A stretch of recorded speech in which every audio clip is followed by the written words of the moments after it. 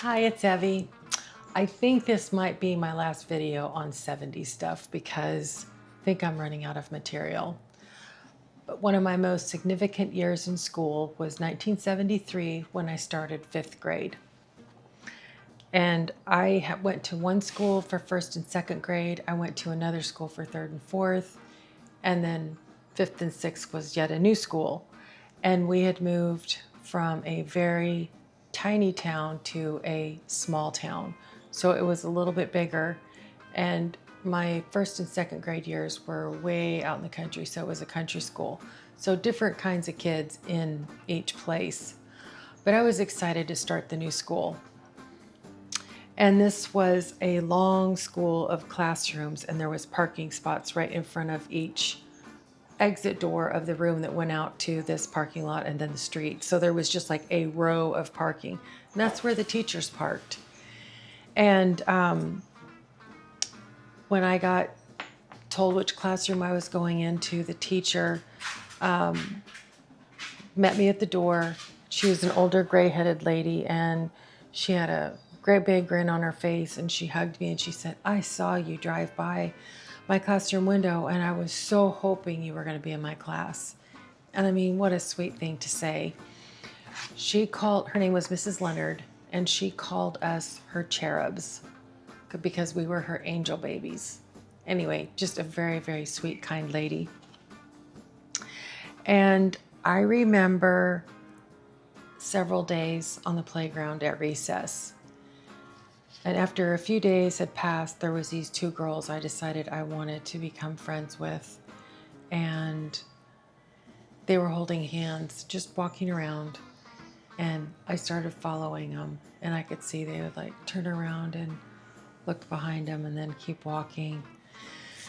So I walked up to them and I pulled their hands apart and I held their hands and I said, "I just want to be friends." And they just stood there for a second and they went, "Okay." We ended up being friends for many, many years. Well, I'm still in contact with them, not on a regular basis. One of them threw me my very first baby shower, and the other one I traveled in a a cappella choir in high school. There was 6 of us, and we went around the state of Oregon where I went to school, and I was busy working, and the other girl finished making my dress for the concert because we had to make our own dresses for the concerts. Anyway, so they turned out to be really good friends of mine. And our playground was old, and the monkey bars were really, really tall. Like, I mean, if you dropped it, you were going to feel it. I mean, even on purpose, you'd feel it. They were pretty tall. And the swings, just really long chains. The metal frame of it was super high. And one day this boy was out there just like, pumping his legs, and somebody's pushing him until he just like got so high, and then he bailed out. And when he bailed out, he broke his arm, and a bone right here in front of his elbow came out through his skin. It was horrific. Screaming, and I mean, we all felt sick from it because it looked so painful. Mrs. Leonard would, okay, let me back up. Lunchtime, there was no cafeteria. There was no school lunches. You had to bring your lunch every day. So, most of the kids brought sandwiches, chips, cookies, fruit, that kind of thing.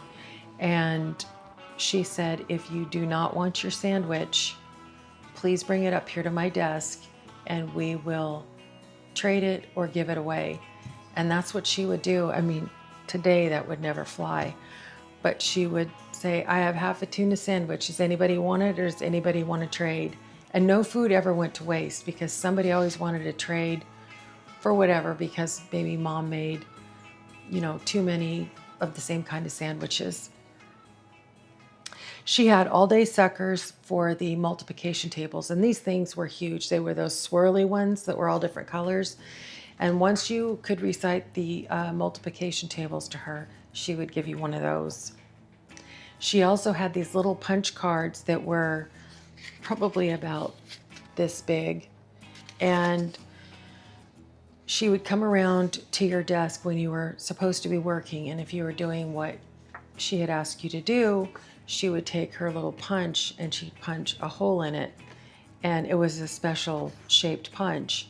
And when you got 10 on one side and 10 on the other side, you could turn it into her, and you could have, like, one of them was 10 minutes of free time, or you got to go out 2 minutes early to recess. So, I mean, that was a big deal because you could get the swing you wanted, right? She had little different rewards for behaving in class. Our principal could spank us with our parents' permission, and I think at that time every parent gave permission. I never knew of a kid being spanked, but we were shown the paddle. You know, it was a long board with a handle on it, and there was holes drilled on it. The principal was hilarious. He said that it moved through the air faster so he could spank us harder because of the holes. And one day he had to come in and, I would say, substitute for our teacher because she was running late for some reason or had an appointment. And he was doing absolutely nothing but make us laugh. He was just like a stand-up comedian up there. And when the teacher walked in the door, she was now ready to take the classroom over. He was lying on the floor in front of the classroom faking a heart attack. And she wasn't very happy with him. I thought that was pretty funny. We had one music teacher and one piano, and her name was Mrs. Nichols, and she would push her piano down the hall into each classroom. And then she had, you know, things like drumsticks in the pad and cymbals and little other things that we could play while we sang songs, and she played the piano. She was also my flute teacher because I started playing the flute, and I went to her house for private lessons. And I think I shared this before, but her dog, some big poodle looking dog, he was all black, and his name was Sebastian. And for my first lesson, I walked in, she said, "Have a seat on the couch and I'll be with you in a second." And she went to some other part of the house, and her dog was just sitting there, and pretty soon he like bared his teeth and was like, "Arr." And I just like froze. And I had on these lavender bell-bottom pants with white dingle balls sewn around the bell-bottom part. And he came up and pulled every one of those dingle balls off of one leg because, well, I don't know why, because I just sat there because I didn't want to get bit. When she came back into the room, she felt terrible, and I said, "It's okay." And I just ended up cutting them off the other leg and continued to wear the pants.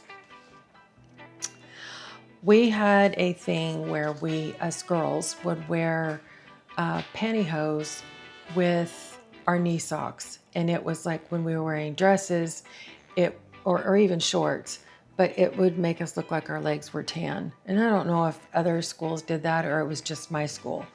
Well, my mother had said no to the pantyhose, and she also said no to trading shoes. She said trading shoes will ruin your feet, and you just need to wear your own shoes. Like, she added more. I can't remember what else she said. But of course I didn't listen. So I just had friends bring extra pantyhose from their house, and I continued to put them on in the bathroom when I got to school, and then, you know, trade shoes or whatever I was going to do. And then at the end of the day, go back in the bathroom and take everything off, and then put my own shoes back on, shoes and socks on, and go home.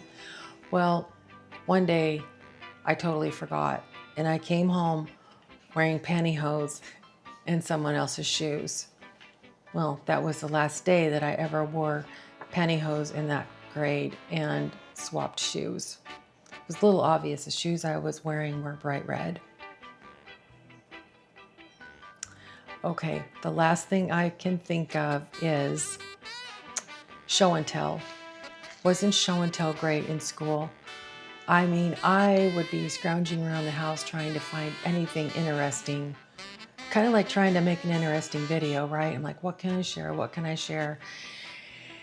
And my mom made homemade bread all the time, and she had taught me how to make homemade bread. So it should have been no problem, right?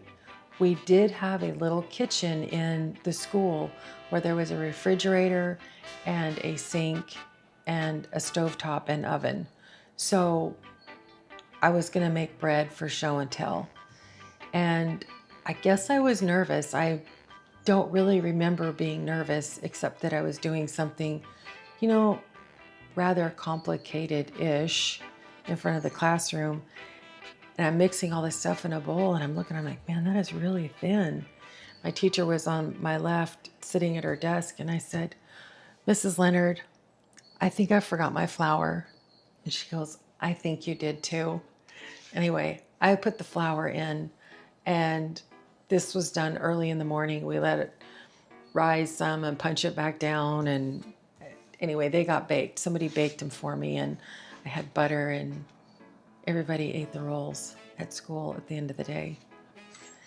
And I think that was one of my favorite years in school was 1973. Just moving there and the teacher made me so comfortable and all the students were so friendly. I really had a good time that year. Thanks for watching. I'll see you next time. Bye.